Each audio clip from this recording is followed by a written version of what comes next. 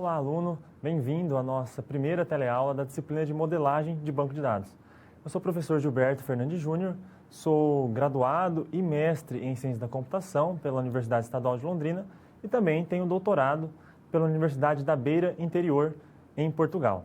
Então, nesta nossa disciplina de modelagem de banco de dados, a qual iniciamos hoje, vamos percorrer todos os estágios de como podemos preparar as informações para armazená-las em um banco de dados e também desenvolver, criar e implementar um banco de dados. Então, este é o primeiro passo para se trabalhar com o banco de dados. Antes de já implementarmos, escolhermos a ferramenta e o framework, pensamos em como vamos tratar os dados, como vamos estruturá-los, como vamos interrelacionar todos esses dados para então compor o nosso banco de dados. Então, esta é uma etapa fundamental no trabalho com banco de dados, com essa tecnologia.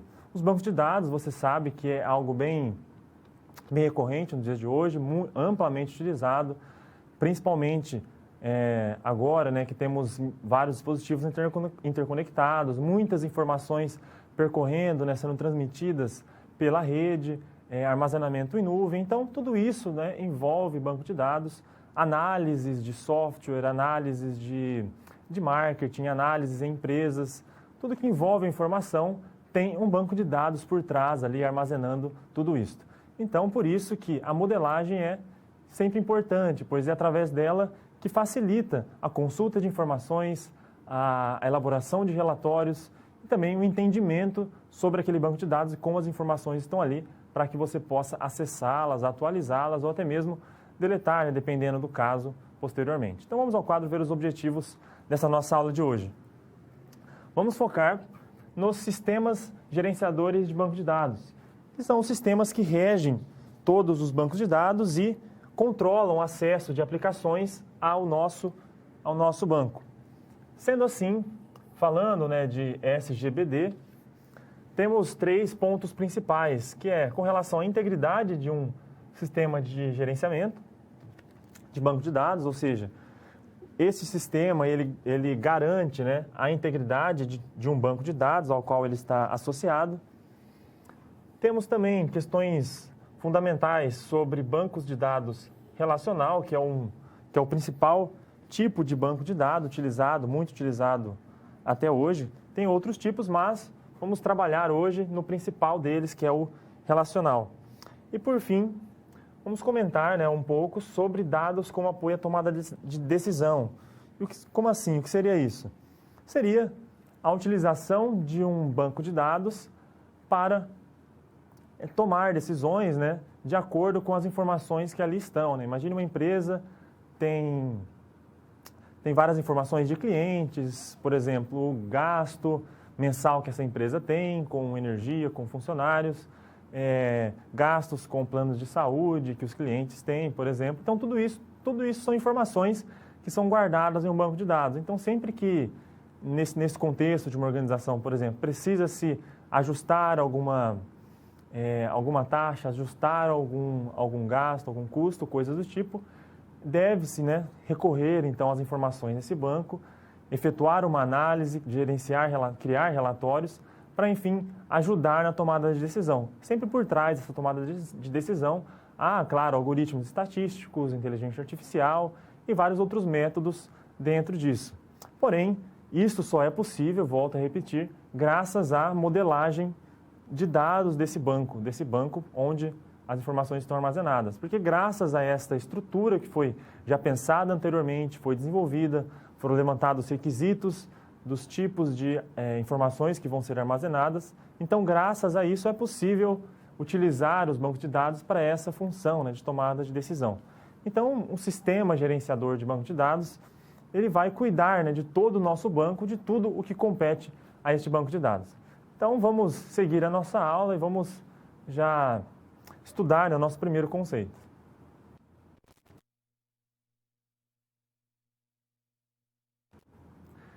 Características de um banco de dados.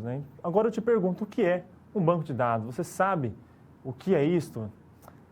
Muitas vezes podemos pensar, talvez, que banco de dados é apenas um repositório onde nós colocamos as informações ali à medida que temos a necessidade de guardá-las, de deixá-las a salvo em algum local específico. Porém, banco de dados vai muito além de apenas armazenar, né? Colocar informações e deixá-las ali, ou como uma maneira de backup, ou como uma forma de sempre estar guardando, né, as suas informações. O banco de dados vai além, né? Vamos ao quadro ver alguns conceitos iniciais sobre os bancos. O que é então um banco? Ele é um conjunto de dados. Só que além de ser um conjunto de dados, é um conjunto de informações relacionadas. Isso é uma palavra fundamental aqui em banco de dados, que é relacionada. Então, as informações não estão ali jogadas ao acaso. Elas estão interconectadas de acordo com as suas características, o contexto que é envolvido. Então, isso que caracteriza basicamente, né, um banco de dados. A importância desse banco para empresas, o que seria, né, que é bastante utilizado, né, em empresas, é a questão de analisar informações próprias da empresa, como, por exemplo, informações de consumo de clientes, informações essenciais com relação ao desenvolvimento de software também podem ser armazenados em um banco e assim por diante. E segundo Guimarães, né, nós temos aqui uma definição que, ao se projetar um banco de dados, deve-se ter em mente um conjunto de aplicações que deverão utilizar esses dados. Então, mais uma vez, não são apenas dados ali armazenados. Há uma utilidade muito maior para todos eles do que apenas guardá-los e acessá-los sempre. Tá? Um exemplo básico, por exemplo, de banco de dados é quando eu armazeno, por exemplo, em uma universidade, vou armazenar ali, fazer a matrícula de alunos, vou armazenar os dados dos alunos, né? O número da matrícula, nome, endereço, idade, enfim, cidade, enfim, vários dados ali relacionados a esse aluno. E aí, com isso, eu consigo também, a partir disso, criar, né, outros dados relacionados a outras informações dessa matrícula. Eu consigo armazenar a questão de boletos, né, analisar essas informações dos alunos, dos boletos, né, criar relatórios com relação ao pagamento, né, efetuado, enfim. Há várias aplicações, vários modos, vários modelos de banco de dados. Vamos ao quadro. Então, Date, né, definiu que um banco de dados é uma coletânea de dados duráveis e acessíveis a vários softwares da empresa. E aqui, por duráveis, há uma palavra bem comum que vamos utilizar bastante, que é persistência. O que seria persistência de dados? É a duração desses dados. Então, um banco de dados garante, né, que os dados vão permanecer ali salvos, não vão ser... não é volátil, né? O banco de dados é algo não volátil, não vai ser apagado com o tempo, vai ficar sempre ali armazenado. Seguindo nas características de um banco de dados, temos também ele tem uma natureza, né, de autodescrição, a própria estrutura do banco de dados já define as suas possibilidades, né, o que pode ser feito com as informações ali armazenadas. Outra característica é o isolamento entre dados e abstração dos dados. Então, temos uma diferença ali na hora de modelar os dados entre a parte abstrata desses dados e os dados físicos reais ali armazenados. Então, nós vemos de uma maneira, mas os dados estão armazenados fisicamente de outra. Deve ter também suporte a múltiplas visões e suporte à concorrência entre transações e compartilhamento dos dados. Concorrência é uma outra palavra-chave aqui em relação ao banco de dados, porque então ela vai o que trabalha, né, como tem várias aplicações, vários softwares, várias pessoas, né, vários ativos entrando em contato, querendo acessar esse banco, deve haver um suporte entre a concorrência para que não haja conflitos, né? E esse suporte ele é propiciado pelo SGBD. É o SGBD quem provê esse suporte à concorrência, para que não haja, então, conflitos. E seguindo, temos alguns tipos principais de bancos de dados, como os sistemas hierárquicos e de redes, que foram os primeiros a serem criados, bancos de dados relacionais e relacionais objetos, que são aqui os principais bancos que temos. também algumas soluções para a web e para a nuvem. Sistemas hierárquicos da rede, eles foram criados lá na década de 70, por volta da década de 70, e são os dados estruturados em formatos de uma árvore hierárquica, né? Então, uma árvore ali com seus nós, com seus nós folhas, os nós pais, né? Toda aquela estrutura de hierarquia que você conhece de uma árvore já da computação. Porém, sabemos que uma árvore é uma estrutura, ele tinha, né, uma estrutura mais rígida. Então, era difícil inserir novos elementos. Então, quando esse banco de dados era criado e era definido, era complicado pensar em novos elementos para se inserir nesse banco por conta dessa estrutura mais rígida. Então, surgiram os outros bancos, como o banco de dados relacional, que ele já é o tipo de banco utilizado hoje, em que ele traz uma estrutura mais flexível, ainda com dados interconectados, ainda relacionados entre si, porém de uma forma de fácil entendimento e fácil atualização e inserção de novos dados. E no banco de dados relacional, foi separado então a parte conceitual do banco, como esse banco é estruturado de uma forma conceitual, né? O projeto desse banco é separado da forma com que ele está armazenado ali, os dados estão armazenados fisicamente. E aí, em seguida, temos também o banco de dados relacional objeto, em que ele utiliza os mesmos princípios do banco relacional, porém traz algumas características da programação orientada a objeto, como herança e hierarquia, em que a herança ele pode herdar algumas características de tabelas de dados definidas já anteriormente de acordo com a hierarquia que é definida nesse banco. Por fim, temos também bancos próprios para trabalhar com XML em aplicações web e também hoje em dia muito amplo bancos para a nuvem. Então ali tem já uma preocupação maior com relação à segurança por estar na nuvem e também tem a questão de um baixo custo, pois não precisamos manter uma estrutura física para estes bancos. E assim então conseguimos dar uma geral, né, em todos os conceitos principais que envolvem o banco de dados e quais as características principais destes bancos.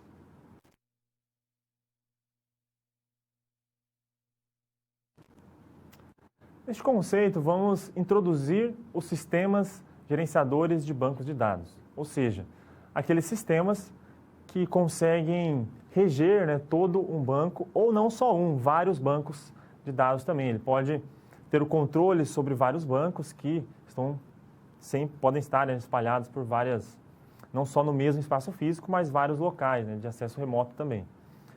Então, esse sistema ele vai controlar todo o acesso dos bancos, a forma com que os dados são inseridos, a forma como eles são consultados, analisados, gera relatórios, enfim. Há uma infinidade de recursos que um SGBD fornece para um administrador, né, de banco de dados. Vamos ao quadro ver algumas definições sobre SGBD. Então, o software, né, de gerenciamento de banco de dados é um software cuja finalidade é gerenciar as informações de um banco de dados. Ele vai gerir tudo que compete a este banco, também chamado de base de dados. Então, as 4 funções, né, principais de um SGBD são organizar os dados, mantê-los organizados, atualizados também, manter o acesso dos dados, ou seja, controlar a disponibilidade dos dados, garantir que os dados estejam sempre ali disponíveis, vai trabalhar com o controle de acesso a estes dados, a forma com que as pessoas, né, podem acessá-los e, claro, sempre importante, trabalhar com a segurança, a questão da proteção destes dados. E isso também livra, né, o programador, né, que vai criar, né, desenvolver esse banco dessas funções de gerenciamento. Ele pode focar apenas na implementação do banco. E daí toda a gestão fica a cargo deste software de gerenciamento. Aqui temos um exemplo, né, de um banco de dados, em que um banco de dados é acessado por várias aplicações. Então, vários softwares, vários sistemas podem acessar esse banco ao mesmo tempo. Agora, imagine todos tentando acessar esse banco. E o banco, por si só, não há nenhum tipo de gerenciamento. que faz que garante que todas as aplicações conseguirão acessá-las com disponibilidade, com segurança e integridade dos dados.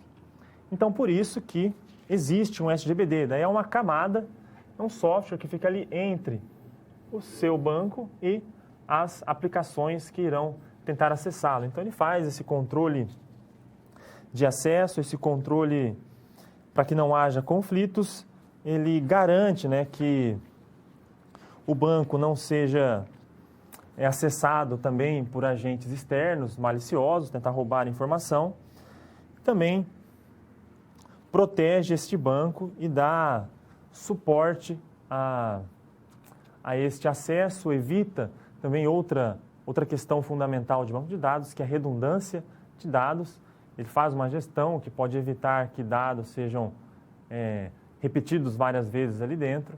Tem mecânicas e políticas para se definir essa questão. Então, neste sentido, o SGBD é esta camada protetora do banco de dados. Então, ali, já esses sistemas, né, esses softwares, já não é algo que se precisa desenvolver, ele já tem no mercado. E há vários exemplos, né, de softwares que fazem isso. E cada um tem suas peculiaridades que nós vamos também continuar vendo nesta aula. Vamos ao quadro ver mais umas considerações sobre bancos de dados, sobre os sistemas gerenciadores. Eles são projetados, então, para gerenciar grandes volumes de dados. Então, não precisa se preocupar se você vai lidar com uma quantidade enorme de dados. Possui mecanismos para controlar as falhas, pois falhas sabemos que existem tanto no lado do software quanto no lado do hardware. Servidores podem cair, podem ocorrer desastres naturais que podem destruir, né, a parte física do nosso banco. Então, esse SGBD controla essa falha, né, por meio de backups, redundância e outras questões. Há também suporte à computação distribuída, que é amplamente utilizado. A forma de ter vários computadores, né, acessando o mesmo recurso de locais diferentes. Também tem suporte à concorrência sobre dados, que é a questão do acesso de várias aplicações ao mesmo tempo ao mesmo dado, para que não ocorram problemas nem de atualização. Na leitura ainda é algo tranquilo, mas imagine a atualização de um dado. Imagine que é uma aplicação que quer atualizar um dado e depois outra aplicação ao mesmo tempo quer recuperar esse dado. Será que ela vai conseguir pegar o valor antigo ou o valor novo? Então, pode haver problemas desse tipo. E outra consideração é que existem soluções tanto de software livre quanto soluções proprietárias, né? Soluções pagas. E quais são essas soluções de software para o gerenciamento de banco de dados? Principal, uma das mais conhecidas é a Oracle. Ela é proprietária, então ela é paga, tem um custo, e é um custo elevado, por sinal, porém, ela nos dá, né, um alto desempenho e nos dá um alto controle da segurança desse banco. Então, o custo tem uma razão, né, o custo alto. E é geralmente utilizada para empresas grandes que necessitam lidar com um grande volume de informações de dados e informações críticas ainda. O MySQL é uma solução de código aberto, então não há cobrança. E ele tem, como sua característica principal, um bom mecanismo para gerenciamento de falhas. O SQL Server é a solução de banco de dados da Microsoft. Tem um preço bem baixo, tem um baixo custo, então isso é uma vantagem desse tipo de SGBD, e também é estável e é seguro. Então, muitos utilizam também esse sistema. PostgreSQL é uma solução da própria Oracle, mas é de software livre. Então, aqui é uma solução que nos dá a possibilidade de trabalhar sem realizar contratar nesse serviço. Claro, tem funções mais limitadas, mas tem um bom controle de concorrência e é um sistema sofisticado, né? Mesmo ele sendo de código aberto. Temos o IBM DB1 também, que já foi muito utilizado, mas acabou perdendo espaço com estas novas tecnologias que surgiram. E outra menção aqui que podemos falar é a questão do Microsoft Access, que é um banco de dados também da Microsoft, que faz parte do pacote Office. E finalizando, mais algumas características e peculiaridades dos SGBDs. Eles vão permitir, então, todas as transações possíveis dentro de um banco de dados, como inclusão, cópia, exclusão, seleção, enfim, tudo o que se refere a uma entidade, que é uma tabela de dados no nosso banco. Vai estabelecer relações entre entidades e a criação de chaves. Chaves são utilizadas para identificar estes elementos dentro de uma tabela do banco de dados. Permite importação, exportação de dados. Também possibilita a alteração de estruturas e de entidades. Então, por meio de um banco de dados, de um sistema de gerenciamento, é possível acompanhar, né, toda a informação que ali está armazenada, protegê-la, cuidar dessa informação, criar, né, dar privilégios de acesso para cada equipe, né, que está trabalhando em um software em cima daquele banco. E isso dá uma liberdade, né, para o programador focar apenas ali na implementação do banco de dados, como ele vai armazenar os dados ali. E toda essa gestão é feita por esse software, que pode ser tanto proprietário como também algum software livre.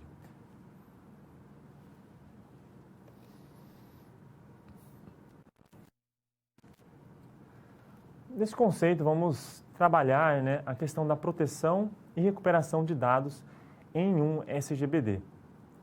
Este é um tema importante, bem recorrente, porque, claro, um banco de dados vão ter ali várias informações críticas, né, que não devem ser divulgadas a qualquer um. Se elas estão ali armazenadas,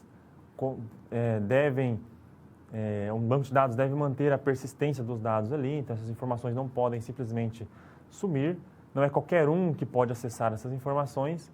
Então, há mecanismos dentro de um SGBD que nos propiciam a questão da recuperação e da proteção destes dados. Vamos ao quadro ver algumas destas questões relacionadas a este assunto. Então, o SGBD deve dispor de mecanismos para garantir a proteção e recuperação de dados. Então, sempre que houver algum problema com relação ao nosso banco, é esperado que este SGBD cuide, né, da segurança quanto aos acessos não autorizados, vai administrar redundância de dados, né, dados ali armazenados várias vezes, e vai restringir também, criar, né, restrições de integridade, para manter os nossos dados íntegros e evitar que alguém ou que alguma entidade fraudulenta acesse esses dados, ou também que ocorra algum problema ali de atualização e atualize de forma errada estes nossos dados. E sendo assim, todas essas questões de proteção de dados e recuperação estão ligadas à interação dentro de um banco, que também pode ser chamada de transação. E o que é essa transação? Ela vai ser um processo ou algum programa que inclui vários bancos de dados ou somente uma parte desse banco. E neste banco ou nesta parte do banco são realizadas várias atividades, né, que vão recuperar informações, alterar as informações, excluir também essas informações. E isso vai nos permitir, né, trabalhar com os dados de uma forma mais ampla e mais segura. Então, falando nessa questão da transação e interação, é aqui onde as principais operações em um banco de dados ocorrem. Claro, onde ocorrem as operações é onde temos pontos ali que podem ocorrer falhas e problemas, tanto falhas intencionais como falhas não intencionais do cotidiano. Podem ocorrer a inclusão de dados nesse banco de dados de forma redundante ou de forma errada, podemos errar nomes, né, ter erros de digitação, que apesar de não ser problemas mais incidentes, né, externos, de entidades querendo comprometer a informação, mas também devemos pensar nessa parte. Para isso, então, tem 4 propriedades básicas que um SGBD deve ter, né, deve garantir em um banco de dados. Essas propriedades são resumidas, né, na sigla ACID. Né? Vamos ao quadro ver quais são essas propriedades que todo banco de dados, todo sistema gerenciador de banco de dados deve ter. Então, são requisitos de um SGBD para garantir a consistência das informações. E quais são eles? O primeiro é a atomicidade. A atomicidade vai garantir que nenhuma, né, ou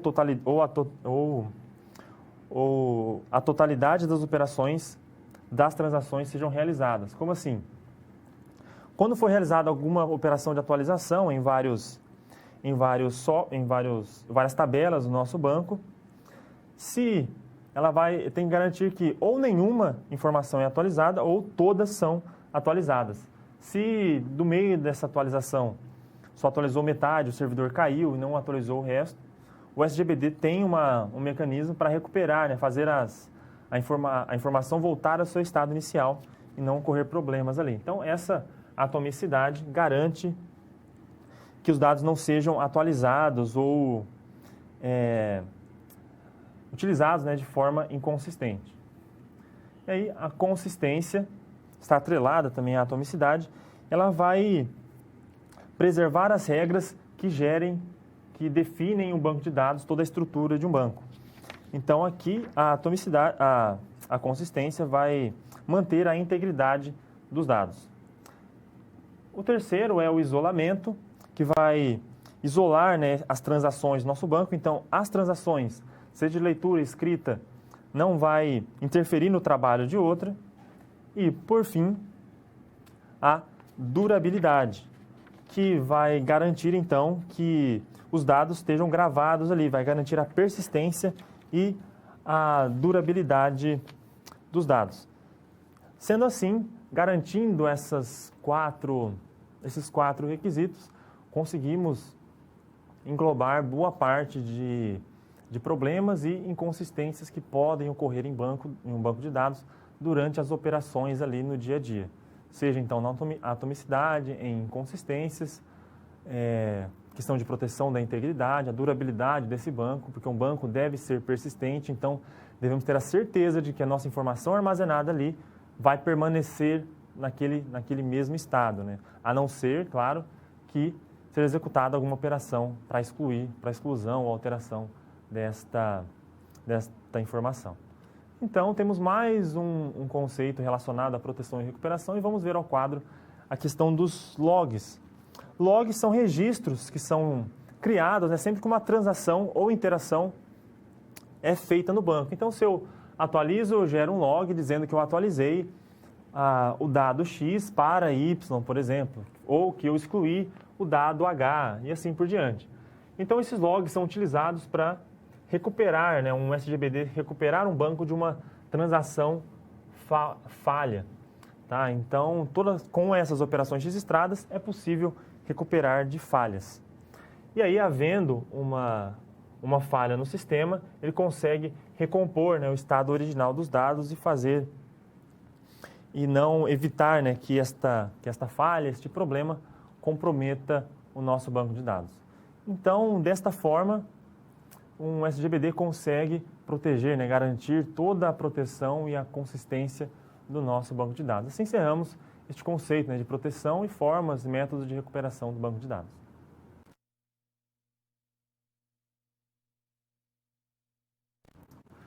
Nessa nossa situação problema, vamos trabalhar com soluções de sistemas de gerenciamento de banco de dados. Então, aqui vamos trabalhar, né, nesta situação em uma empresa que precisa escolher uma forma de gerenciar os seus bancos de dados. Então, ela precisa implementar um sistema e todos também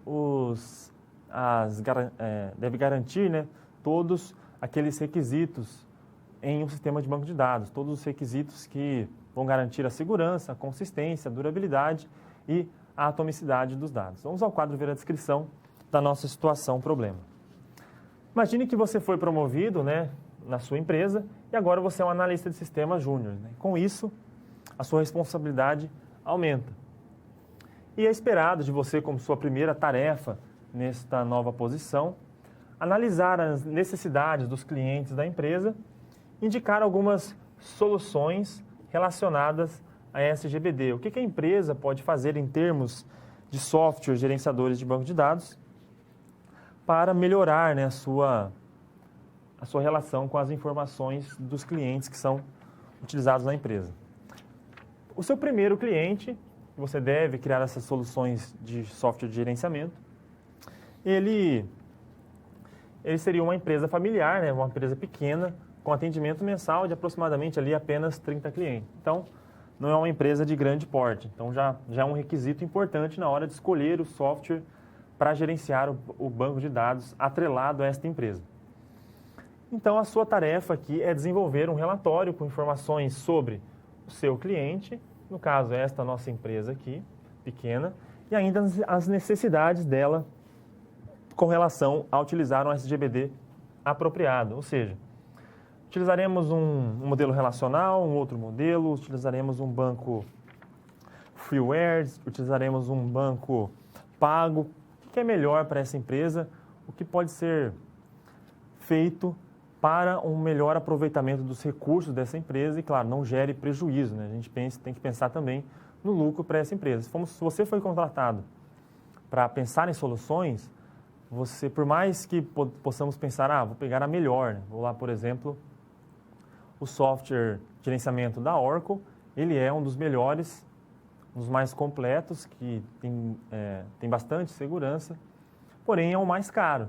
E aí, no caso, se é uma empresa pequena, talvez não tenha tanta necessidade de um software tão robusto quanto esse, certo? Então, há soluções menores ou até mesmo soluções grátis que trazem boas ferramentas e boas garantias, né, para esse nosso banco, para que não causem nenhum problema com as informações, porque, claro, devemos sempre pensar na questão da segurança da informação. Vamos ao quadro ver como podemos resolver essa situação, né? Quais as soluções que podemos sugerir para o banco de dados dessa empresa, né, de pequeno porte, que atende poucos clientes. A primeira coisa é a avaliação do volume de dados gerado. Como é uma empresa que atende, em média, lá os seus 30 clientes mensalmente, então não terá tantos dados assim no banco. Então, já conseguimos pensar na capacidade de armazenamento. Então, não precisamos também de um banco muito grande. Então, não é preciso gastar muitos recursos em muitos gigas, muitos terabytes para o armazenamento. Então, a estrutura física pode ser uma estrutura mais limitada. Em seguida, devemos pensar, né, na quantidade de aplicações e usuários que vão interagir com este banco de dados. E aí, claro, quanto mais aplicações, mais usuários interagindo, melhor deve ser o controle por parte do SGBD, que é quem vai fazer toda a gestão ali do nosso banco. Em seguida, pensamos na questão se podemos subestimar, superestimar custos, as transações que vão ocorrer, né, quais os tipos de funcionalidades que essa empresa vai utilizar com o banco, avaliar custos também, para pensar em uma solução na cloud. E uma solução na cloud já é algo importante de se pensar, né, porque está bem alta hoje. Por quê? Porque justamente umas soluções na nuvem evitam o gasto com estruturas físicas. Você não precisa comprar grandes mainframes, né, estruturas, criar ali um espaço físico da sua empresa para alojar todos os bancos, toda a parte física do banco de dados, todos os sistemas ali de armazenamento. E aí você, além de não gastar recursos com o armazenamento, você não gasta também recursos de locais, né, como o aluguel de alguma sala para armazenar esse banco, não gasta também com segurança, com um pessoal, por exemplo, um segurança sempre ali, atento a invasões, né? Você não gasta também com mecanismos de segurança, alarmes, câmeras, enfim, toda essa esta questão. Então, sendo assim, você consegue um ganho maior. Talvez uma solução em nuvem possa ser interessante. E há várias soluções, né, de serviços de banco de dados na nuvem. E por fim, se deve pensar também a questão de software livre ou software proprietário. Como eu já disse, depende da quantidade de dados que este banco vai lidar e depende também do quão críticas são as informações ali neste banco. Tá? Então, dependendo, vamos analisar cada um dos tipos, soluções da Oracle, MySQL, o próprio SQL Server da Microsoft, o PostgreDB, cada um tem suas particularidades, suas vantagens e desvantagens, e ao analisar todas elas é possível pensar na melhor solução para esse problema. Então, sempre seguimos esse passo a passo na hora de sugerir, né, criar um modelo para este software de gerenciamento de banco de dados, como que esse banco será gerenciado e utilizado dentro de uma empresa. E assim encerramos esta nossa situação problema.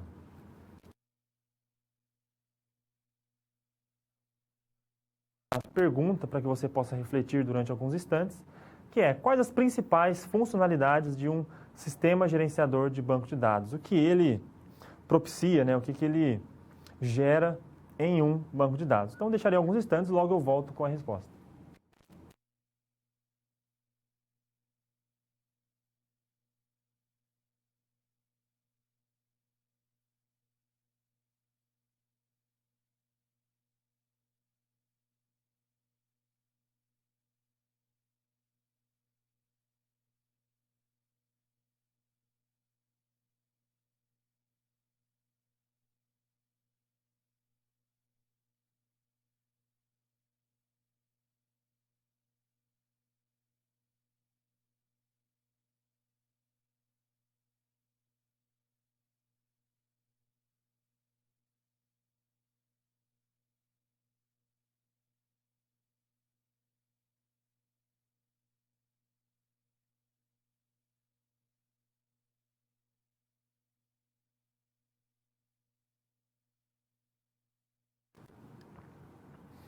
Voltando, pensando então em um sistema de gerenciamento de banco de dados, quais seriam, né, as principais funções dele?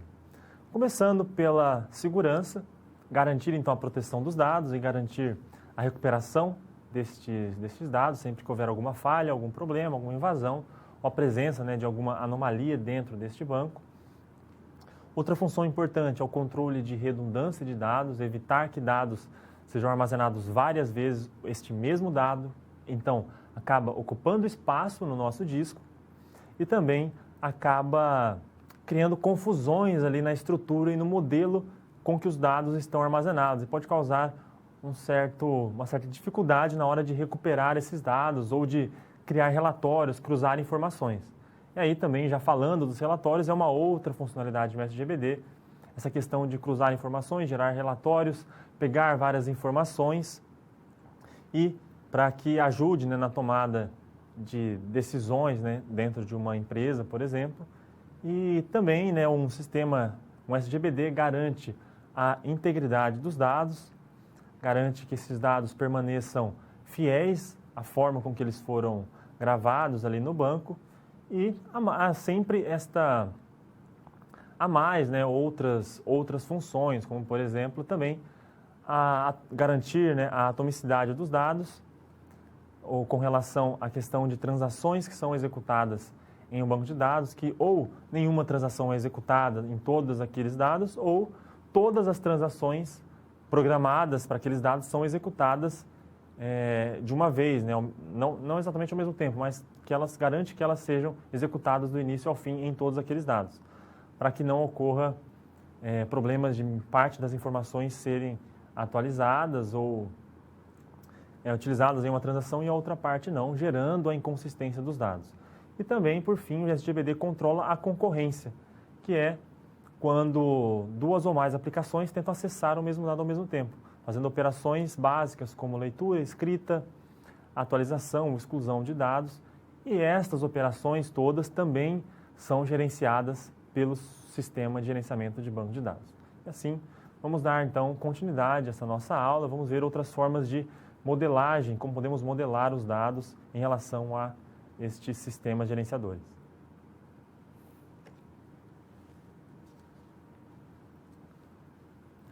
Este conceito vamos trabalhar com os bancos de dados relacionais.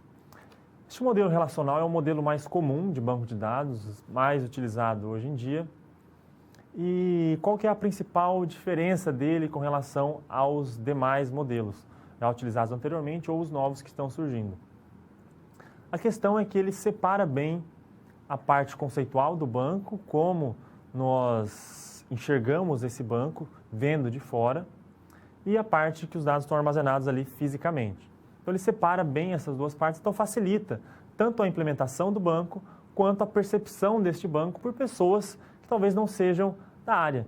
Então imagine que você, ao projetar um banco para uma empresa, você vai apresentar toda a estrutura que você criou, todo o seu projeto de tabelas, de dados, relacionamento entre esses dados, apresente para o seu gerente, que talvez não seja da área da computação, mas vendo esse esquema, esse modelo relacional conceitual dos dados, ele consegue perceber e entender ali tudo que você definiu e estruturou no banco. Então, por isso que é um modelo amplamente utilizado. Vamos ao quadro ver, então, algumas definições e questões de modelagem de dados. A modelagem de dados vai, então, abstrair os nossos dados. Então, vai depender, então, da observação e da abstração do usuário. A modelagem de dados relacionais veio ali desde a década de 70 e tornou-se um padrão hoje em dia, até a criação dos bancos NoSQL. Aqui abrindo parênteses, o banco NoSQL é um banco de dados não relacional, então não segue uma estrutura de relações entre os dados. Tá? Ele é o oposto, quase que o oposto de bancos relacionais. E aí, os nossos bancos relacionais são baseados na teoria de conjuntos da álgebra relacional. Para quê? Para então poder relacionar, interrelacionar e conectar estes dados. Sendo assim, um modelo de banco é uma representação abstrata, simplificada de um sistema real. Então, por meio de gráficos, de tabelas, de ligações, de conexões gráficas, conseguimos ver um banco de dados como ele é. E isso facilita, como eu disse, a comunicação entre os usuários finais de bancos de dados, aqueles que não têm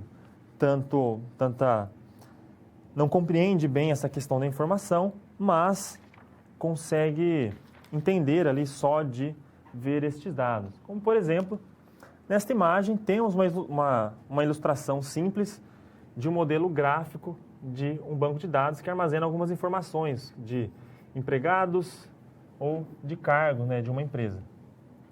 Aqui mesmo, se você não tendo o conhecimento sobre entidades, tabelas, relacionamentos dentro de um modelo relacional de banco, fica fácil perceber, é até intuitivo ver o que este esquema, essa figura, nos traz.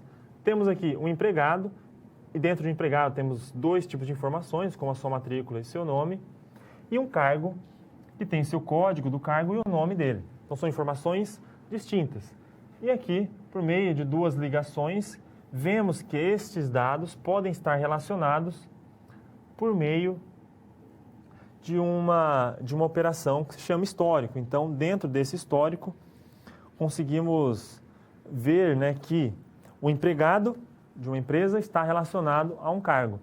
E esta relação é armazenada em um banco de dados, fica ali sempre guardada e conseguimos depois resgatar essa informação e ver ali não só o empresário isoladamente, o cargo isoladamente, mas vemos também a relação dos empregados que ocuparam os tais cargos ou os cargos ou quais funcionários estão alocados àquele cargo específico da empresa. Então, este modelo relacional trouxe essa simplicidade, essa fácil observação e interpretação do contexto geral do banco, como os dados estão armazenados. Vamos ao quadro. Continuar, então, falando sobre o modelo relacional. É um modelo não estático, ou seja, pode ser alterado sempre que necessário, suporta a evolução, né? Por ele ser não estático, ele vai suportar a evolução dos dados, sendo baseado em iterações, em que cada iteração faz uma alteração neste banco. Possui a ideia, né, de que informações em uma base de dados são acomodadas, então, em tabelas e linhas, que chamamos de tuplas. Então, teremos ali várias tabelas, em que cada coluna representa um tipo de dado e cada linha são os atributos, né, estes dados informados para o usuário. As operações são baseadas em álgebra relacional, então teremos ali operações de seleção para consultar os dados, união, fazer uma concatenação de dados, junção de dados também, subtração, produto cartesiano, projeção. Há várias operações extraídas da álgebra relacional para trabalhar em um banco. E aqui temos um exemplo de uma tabela de um modelo relacional de dados que estão em um banco de dados. Nessa tabela temos campos matrícula, nome, data de nascimento, curso, relacionado então a uma entidade aluno, né? Tabela também é chamada de entidade dentro do modelo relacional de um banco de dados. E essa entidade é o que essa tabela representa. Aqui no caso, essa tabela representa os dados de um aluno, que são matrícula, nome, data de nascimento e curso. Cada campo deste aqui é chamado de atributo, tá? Ou apenas campo mesmo. E sempre que modelamos, devemos pensar na questão da declaração de tipos. Então, cada campo tem seu tipo específico, né? String, inteiro, float. E devemos sempre pensar também nesta estrutura. E pensando na estrutura, sempre que vamos desenvolver o modelo relacional, pensamos nas tabelas, que vamos utilizar, né, os dados, as colunas, ou seja, os atributos que pertencerão a esta entidade, quais campos esta entidade terá, e as tuplas, que são as linhas, ou seja, cada linha é referente a um aluno diferente, como no nosso exemplo anterior. E aí, esta linha inteira, com todas as informações do aluno, nome, data de nascimento, curso, matrícula, constituem, né, uma tupla. Outra questão é a integridade. Então, cada banco tem que ter restrições que devem serem satisfeitas na hora de inserir os dados. E também o modelo relacional é um modelo manipulador, onde é possível manipular essas informações de várias maneiras, né? Excluir, incluir, juntar. É possível trabalhar com essas informações de vários modos. Então, o relacional, por isso que ele é tão utilizado e tão popular hoje em dia, justamente por todas essas características que nós vimos neste conceito. E assim, encerramos toda essa questão do que é, né, um modelo relacional e por que ele é tão utilizado hoje.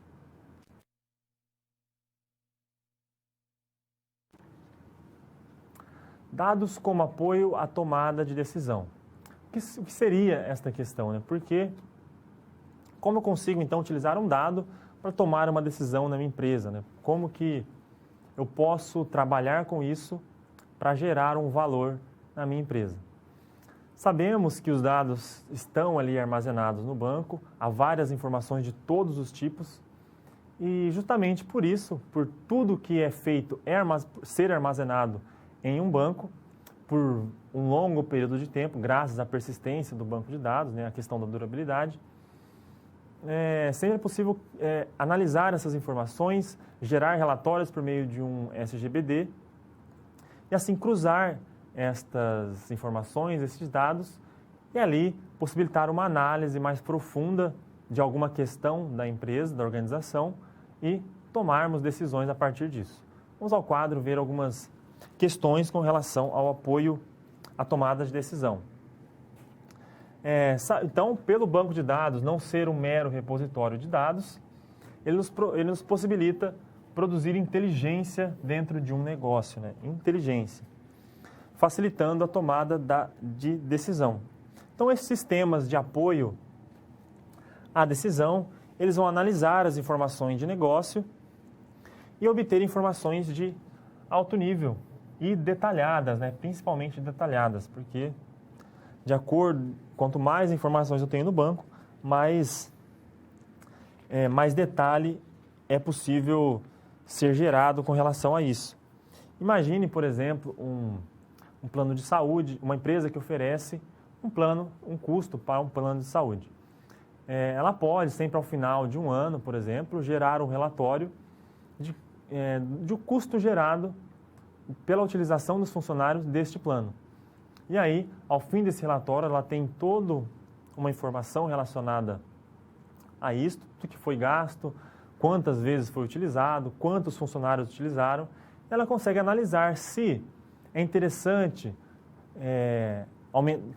fazer, né, um pequeno aumento na taxa deste plano de saúde, ou até mesmo há casos em que pode ser reduzida essa taxa, já que não está sendo tão utilizado assim, é possível reduzir e ajudar, né, os seus colaboradores e tudo mais. Então, esse é só um exemplo básico, mas já nos dá uma ampla visão do que pode ser feito com dados armazenados em um banco. Vamos ao quadro, continuar essa questão da tomada de decisão. E aqui temos um modelo interessante para essa tomada, para decisões, que são os Data Warehouses. Você provavelmente já ouviu esse nome. E ele diz respeito a um depósito de dados, que é um repositório de informações obtidas de várias origens. Então, é uma junção, né, de várias informações vindas de vários lugares, de vários bancos. Não está ligado a apenas um banco de dados. E são armazenadas em um local com um esquema unificado. Então, permite consultas para este apoio à tomada de decisão. É uma solução orientada por assunto, ela é bem integrada e isso preserva também o banco original da empresa. Então, os dados que são manipulados para a tomada de decisão em um banco de dados, eles não são manipulados diretamente no BD original. Eles são transmitidos para uma Data Warehouse e ali é feito essa verificação e geração, né, de relatórios e toda a modelagem de dados. Então, protege as informações ali no banco de dados original da empresa. Claro, isso gera um valor para a empresa utilizando, né, os Data Warehouses por meio da mineração de dados, ou termo bem comum, o Data Mining, em que analisamos vários bancos de dados, todas as informações de forma automática para responder algumas perguntas e algumas estratégias. Então, o Data Mining define regras e padrões, né, formas e modelos para encontrarmos padrões de informações, padrões de comportamento em alguma informação e assim conseguir extrair ali alguma decisão, né, alguma característica intrínseca àqueles dados de forma automática, né, utilizando métodos estatísticos, inteligência artificial, probabilidade e coisas do tipo, né, bastante operação matemática para identificar esses padrões nesses dados e ver o que pode ser feito, né, a partir disso. Vamos ao quadro, voltar a ver mais sobre data mining e operações para tomada de decisão. Então, ao minerar os dados, podem ser descobertas novas informações e assim garantir, né, a tomada de decisão, principalmente em grande quantidade de dados. Data mining é aplicado principalmente quando temos uma grande quantidade, que não é possível analisar os dados de forma humana, né, com o nosso olho humano apenas. Aí conseguimos processar, né, por meio de modelos autônomos. Seguindo, há transações específicas para determinadas funções. Temos transações OLTP, que são transações em tempo real, ou seja, a questão de processar uma transação naquele momento. Então, são operações simples realizadas em um banco de dados, como a inserção, deletar um arquivo, atualizar uma informação de uma tabela. Então, são consultas do dia a dia que uma empresa faz, né? Por exemplo, a consulta, o RH, né, consulta os funcionários com renda acima de um determinado valor e que não têm filhos ou não têm uma certa certificação ou mestrado, enfim. São consultas do dia a dia que são realizadas e já são retornadas em tempo real. Porém, tem algumas limitações. E aí, tem uma outra vertente dessas transações em tempo real, que é o OLAP, que é um processamento analítico online. Daí, ao invés de apenas recuperar informações, o nosso OLAP ele vai fazer um processamento de uma forma mais analítica dessas informações, sempre também em tempo real. Aqui temos algumas diferenças desses dois tipos de transações. O LTP são transações de rotina, enquanto o OLAP são operações analíticas. O LTP tem um baixo desempenho em consultas, porque são utilizados operadores simples, e o OLAP já não, tem um desempenho maior, que são utilizados um processamento mais robusto. Não, o LTP não deixa histórico de consultas, ele é mais simples, e mais o OLAP possibilita um histórico do que foi, tudo que foi consultado e visto no banco. As estruturas, em termos de estrutura, o LTP age sobre estruturas convencionais de banco de dados e o OLAP age em estruturas de data warehouse.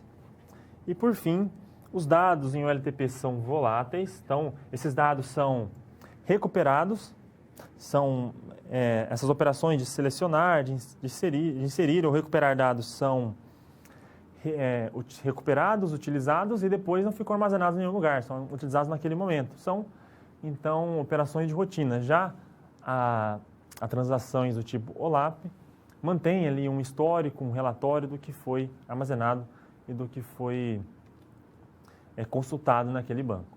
Sendo assim, encerramos então essa questão das transações utilizadas para apoios à tomada de decisão dentro de um ambiente organizacional.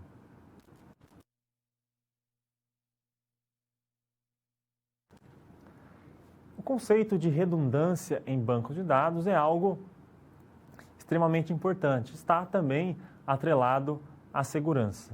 Por quê? Porque a redundância ela tem duas vertentes, na verdade.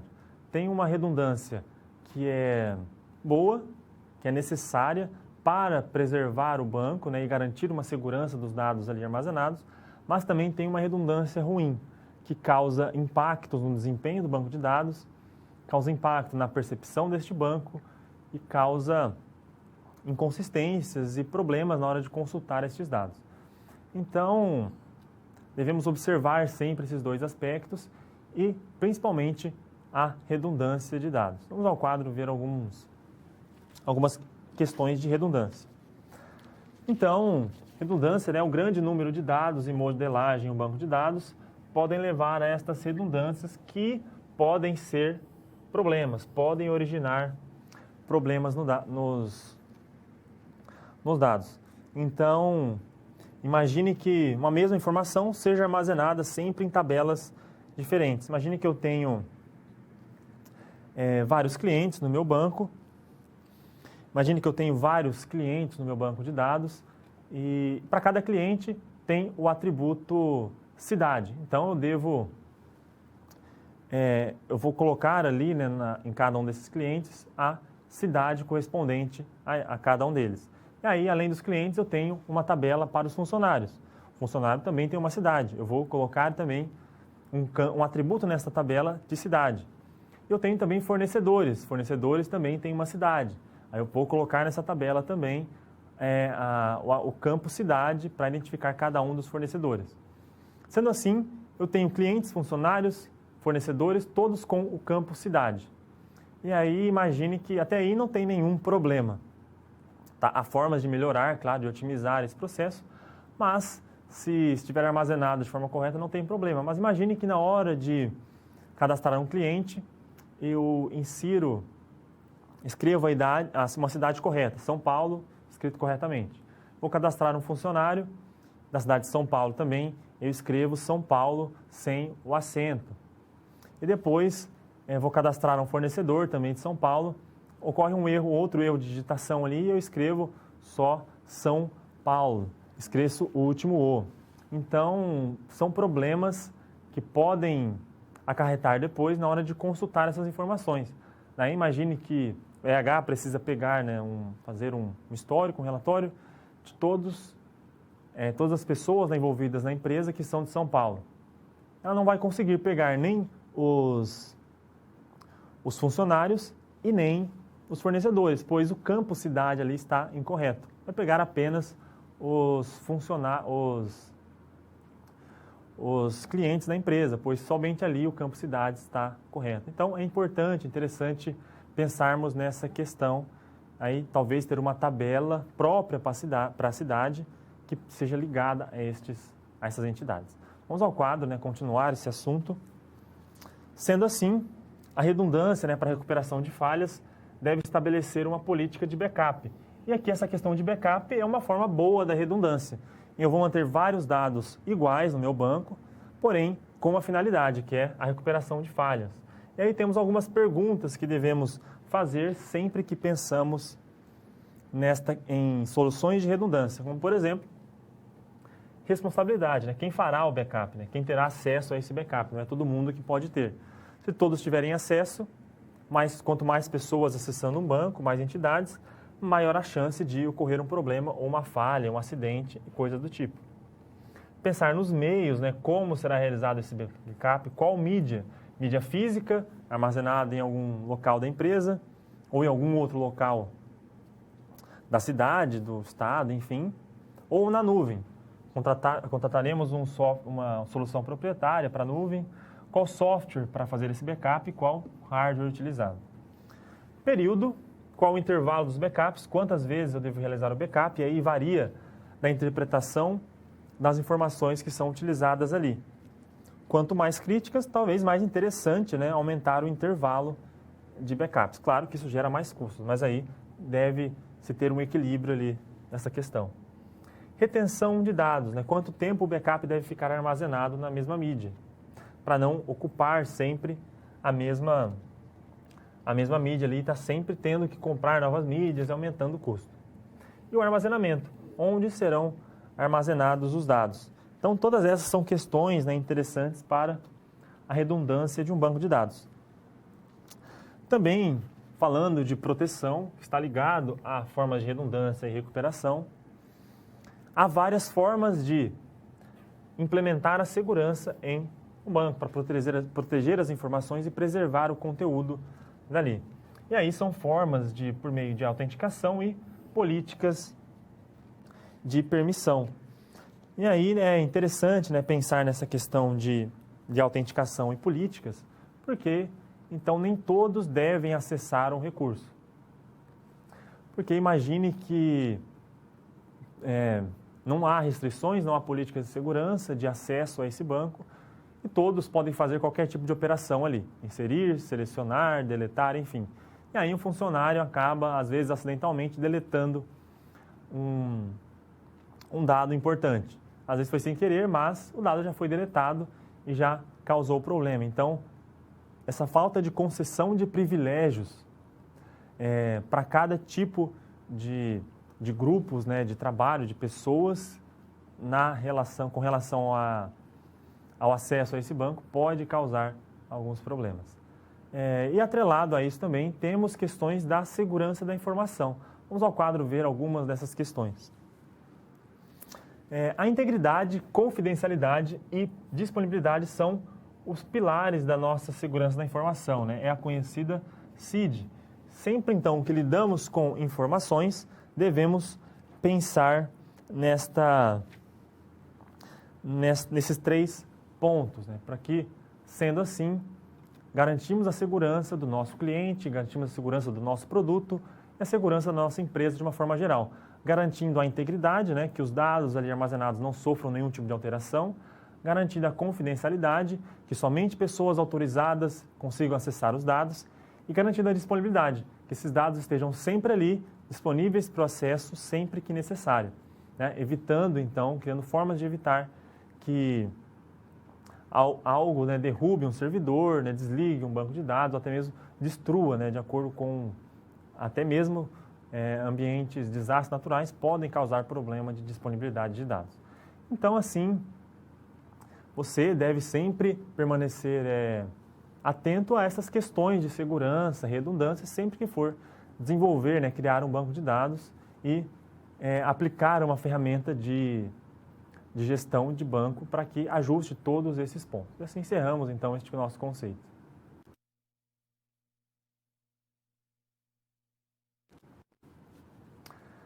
Então, aluno, nesta nossa situação problema, vamos tratar do levantamento, né, de requisitos para um sistema de gerenciamento de banco de dados. E nesse sentido, vamos trabalhar em uma empresa de decoração em que ela precisa armazenar alguns dados dos seus clientes e dos serviços que esses clientes requisitam requerem, né, desta empresa. E aí, para isso, precisamos de um banco de dados e uma forma de armazená-los. Vamos ao quadro ver a descrição dessa situação, né? O que precisamos e devemos fazer aqui. Então, o seu novo cliente é uma empresa de decoração, de festa infantil, a Decora Feliz. Ela precisa de um software que vai controlar, né, a reserva dos itens de decoração, né, toda a questão do aluguel destes itens para festas, e precisa de um sistema para armazenar todas essas informações obtidas por meio deste software, como o local da festa, os dados do cliente, quais equipamentos e as decorações necessárias, né, que foram alugados pelo cliente. Então, sendo assim, a sua função, né, nesta situação problema é fazer um levantamento das entidades iniciais que farão parte do banco de dados. Então, aqui o que eu quero, né, que você realize e atinja o objetivo é pensar nas entidades e quais são as tabelas que eu teria que criar no meu banco, no meu modelo relacional. Sabemos que entidades referem, então, a tabelas, as tabelas são no meu banco de dados se refere a um grupo de atributos relacionados à mesma pessoa, né? a mesma coisa, né? Por assim dizer. Então, cliente é uma entidade, uma tabela no banco, e o cliente tem vários atributos, né? Seu endereço, seu telefone, sua idade, sua cidade, entre outros. Então, esse é o primeiro passo, pensar nesse modelo de entidades. E assim, podemos criar, né, um banco mais consolidado, mais sólido. E sendo assim, claro, como já estamos pensando em entidades, qual o modelo, então, que você irá utilizar neste software? É um modelo relacional, justamente porque utiliza várias entidades, várias tabelas, e vai criar também uma relação entre essas tabelas, como, por exemplo, uma tabela de clientes e uma tabela de decoração, em que eu vou ter ali uma ligação, uma relação entre essas duas tabelas, para que eu consiga identificar, né, qual decoração que foi alugada por qual cliente, ou qual cliente alugou tais decorações, quais as decorações alugadas por esse cliente. Então, vamos ao quadro ver essa resolução, como podemos criar nesse levantamento.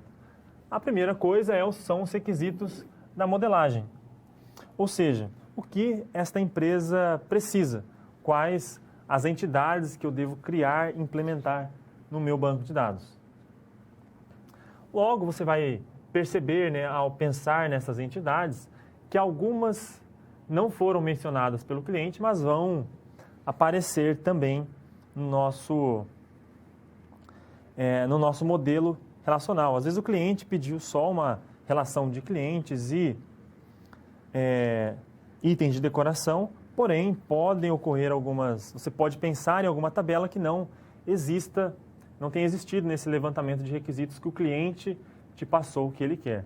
Porque às vezes você precisa criar uma tabela adicional para melhorar, né, a estrutura do banco e evitar redundâncias, como, por exemplo, cidades. Eu não vou pôr uma cidade em cada tipo de...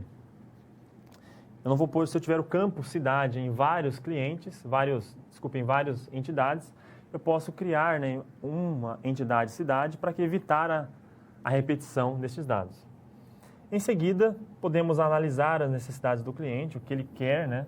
Que no nosso caso aqui, qualquer necessidade, é um software que controla a reserva do aluguel de itens de decoração, trazendo informações como o local da festa, o cliente e os equipamentos que ele locou. Uma dica, sempre observar se esse requisito do cliente é um substantivo. E se for um substantivo, se é possível guardar informações. O nosso cliente mencionou a questão de controlar a reserva de aluguel, local da festa, cliente.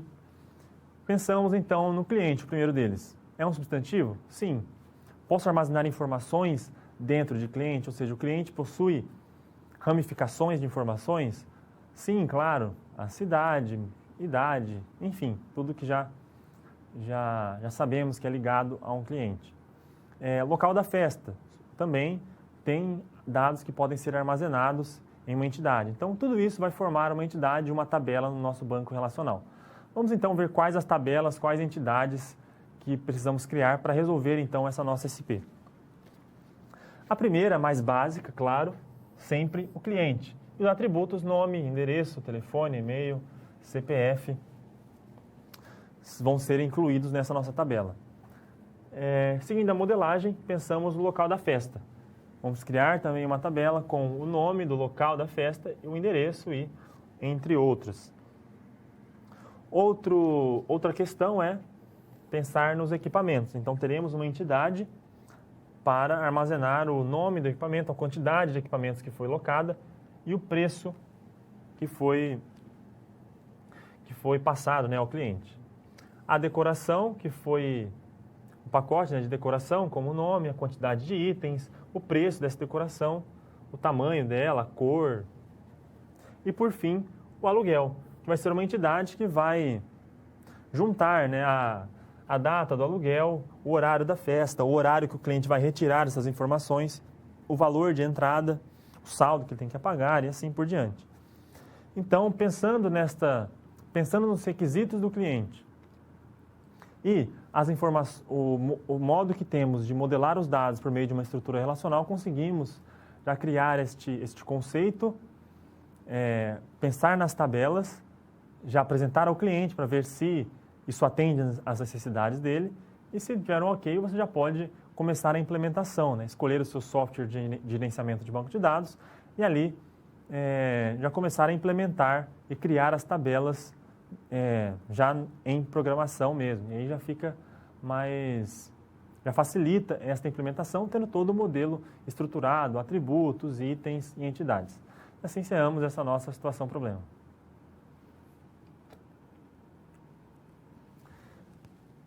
Para finalizarmos os conceitos dessa aula, eu te pergunto, né, isso aqui é uma pergunta que você possa refletir novamente.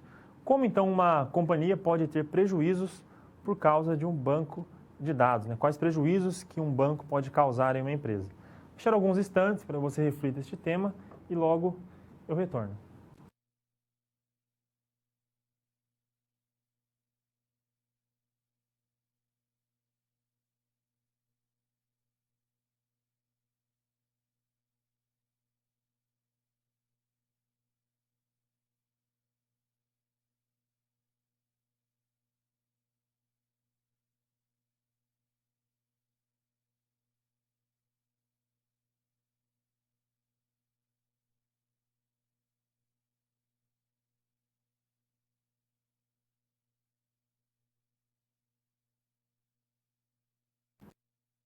Então, respondendo a esse questionamento, quando pensamos em riscos, né, em problemas que um banco pode causar a uma companhia, a uma empresa, já pensamos logo em segurança.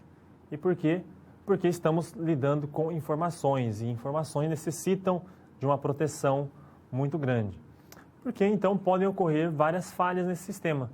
O banco não é livre de falhas e problemas, então podem ocorrer falhas estruturais, falhas de software, falhas de hardware, e isso causa prejuízo na empresa, pois ela pode não conseguir acessar as informações, não conseguir concluir negócios, concluir também transações financeiras e tudo mais. Então, pode sim causar um problema. E para evitar, né, que esses problemas, que um banco cause problemas, por isso que devemos definir boas políticas de segurança, estar atento aos pilares da segurança da informação e assim evitar, né, que ameaças causem impactos grandes na nossa informação, no nosso banco de dados, que por sua vez reflete na nossa empresa.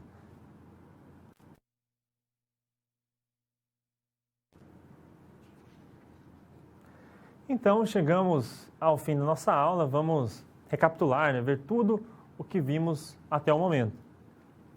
Nós trabalhamos, então, com os fundamentos iniciais relacionados a banco de dados e software de gerenciamento de banco de dados.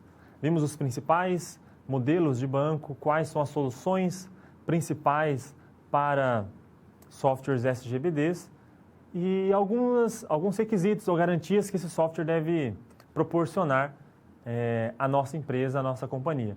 Vamos ao quadro ver alguns dos pontos principais desta aula de hoje.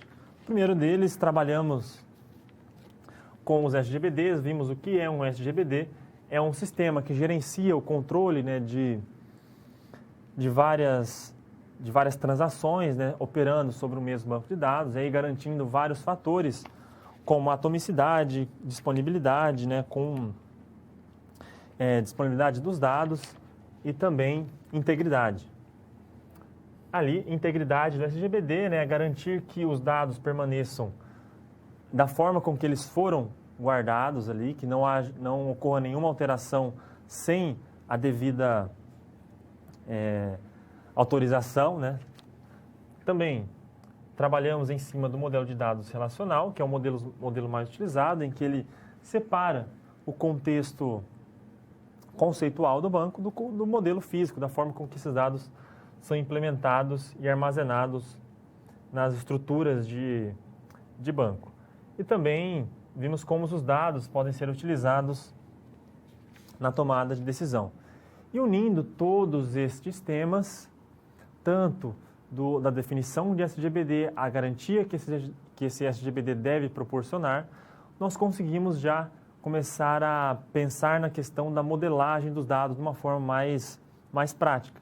Que aí já é assunto para as próximas aulas. Nós vamos entrar na prática, então, como criar essas tabelas, como modelar os dados, como definir estruturas e até mesmo questões de classes de dados e afins. Pensando, então,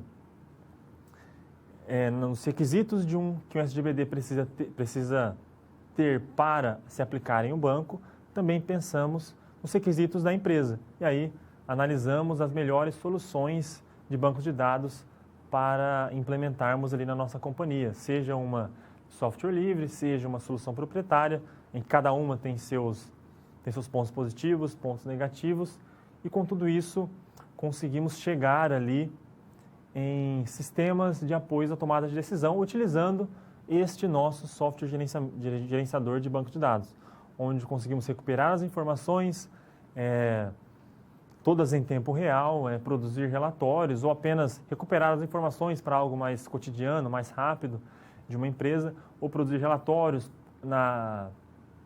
no planejamento de novos produtos, no planejamento de novas soluções, em novos modos de se trabalhar dentro da companhia. Então, isso é algo importante que devemos sempre ter em mente, né? Então, tudo isso constrói um fundamento para que você consiga avançar, então, nas próximas aulas dessa disciplina. Aqui eu te faço o convite de que participe do Fórum da Disciplina, sempre enviando sua dúvida, tanto no fórum quanto ao seu tutor à distância. Sempre, né, te peço, né, que faça a pré-aula, já assista a aula com conhecimento básico do que será abordado. Depois tem a pós-aula para que você fixe estes conteúdos e assim você consiga ir construindo aos poucos este conhecimento, né? Sempre quando algo é construído aos poucos, fica algo mais concreto e mais consistente. Então, esse fica assim o meu convite para o seu estudo. Desejo a você bons estudos, uma boa continuidade na disciplina e nos vemos então na próxima aula.